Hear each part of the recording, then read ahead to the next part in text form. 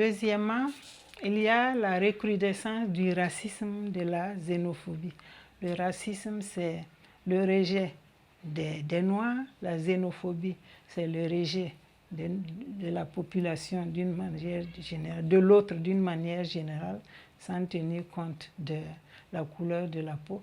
Donc ceux qui sont visés, ce sont les Africains, les Haïtiens, les Latinos.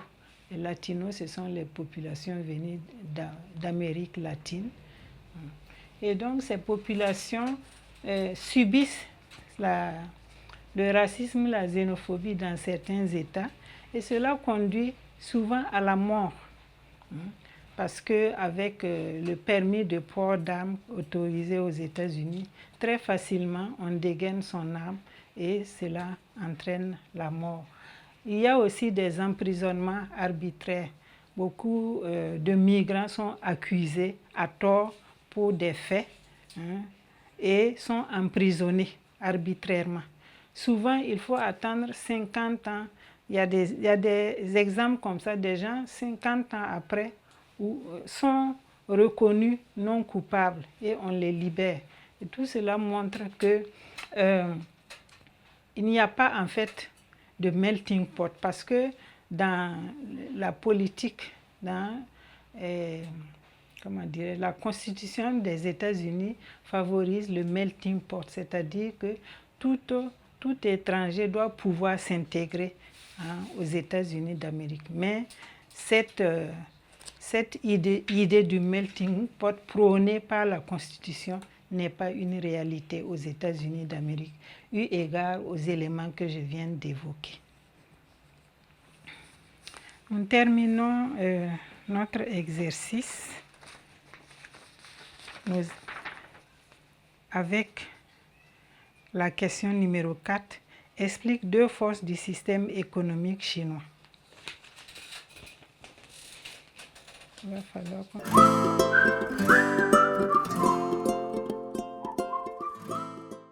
Depuis les années 80, la Chine s'est ouverte au capitalisme. Donc son système a mélangé le socialisme et le capitalisme pour donner ce qu'on appelle l'économie socialiste de marché. C'est ce qu'on appelle encore l'économie mixte. Et cela a entraîné beaucoup d'avantages pour l'économie chinoise. Premièrement, le fait qu'il a permis la privatisation des terres et la modernisation de l'agriculture. Parce qu'avant, les terres étaient cultivées en communauté. Donc c'était la communalisation. Et cela ne permettait pas d'avoir une production massive. De plus, les moyens de production, et les techniques de production ne permettaient pas d'avoir des rendements élevés. Mais avec l'ouverture vers le capitalisme, il y a eu non seulement la privatisation des terres, donc chaque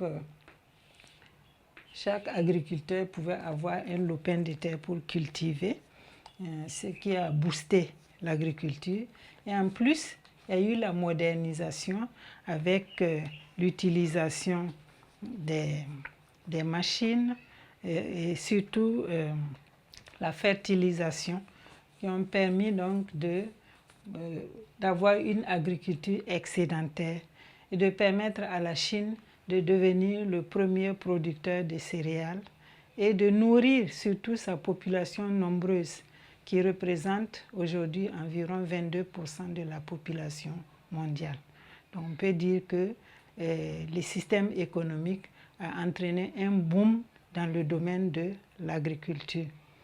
Deuxièmement, le système économique, puisque ouvert au capitalisme, a permis d'attirer des investisseurs et des commerçants étrangers. Et cela a permis la création des zones économiques spéciales dont nous avons parlé dans le cours. Et ces zones économiques spéciales ont entraîné le développement des exportations. Nous passons maintenant à l'exercice numéro 2, la synthèse. Les États-Unis d'Amérique sont la première puissance agricole du monde. Analyse deux forces et deux faiblesses de cette agriculture. Analyse de deux forces et de deux faiblesses de l'agriculture des États-Unis d'Amérique.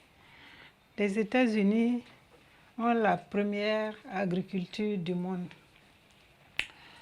Cette agriculture a plusieurs forces, parmi lesquelles nous pouvons noter d'abord l'importance des productions. Grâce à des sols fertiles et à des moyens de production modernes,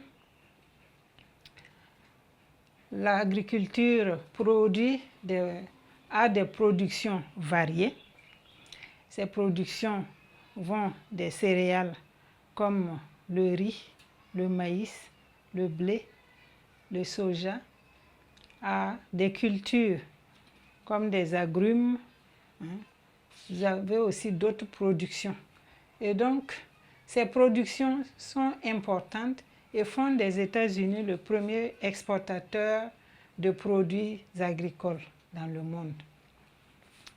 Comme deuxième force, nous avons l'existence du complexe agro-industriel.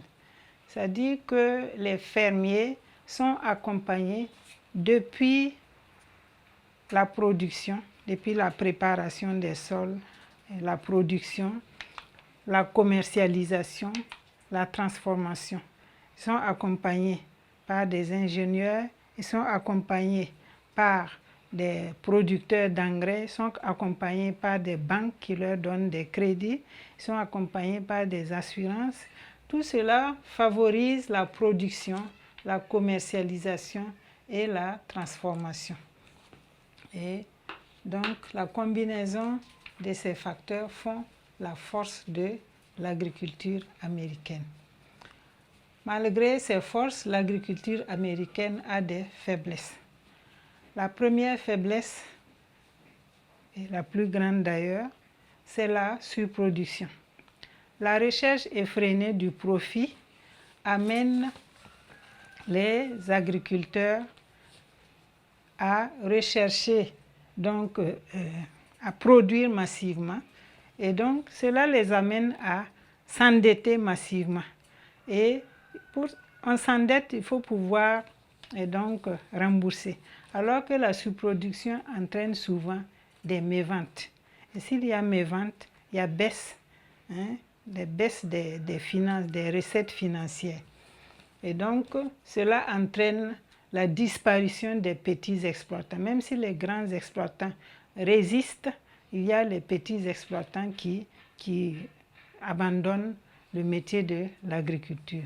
C'est pourquoi on voit que progressivement, le pourcentage des acteurs qui se consacrent à l'agriculture diminue.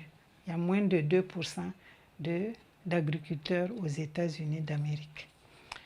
Le deuxième problème, c'est l'érosion constante des sols et la pollution par les méthodes et les techniques d'exploitation.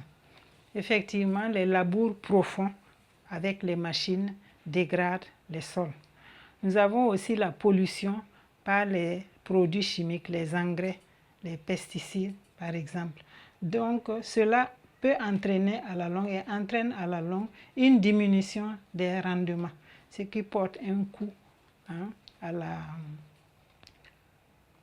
au niveau, qui peut porter un coût au niveau de l'agriculture, au rang qu'occupent les États-Unis dans le classement mondial au niveau de l'agriculture. Donc, dans la conclusion, on se réfère à la méthodologie. Nous passons maintenant aux commentaires de documents.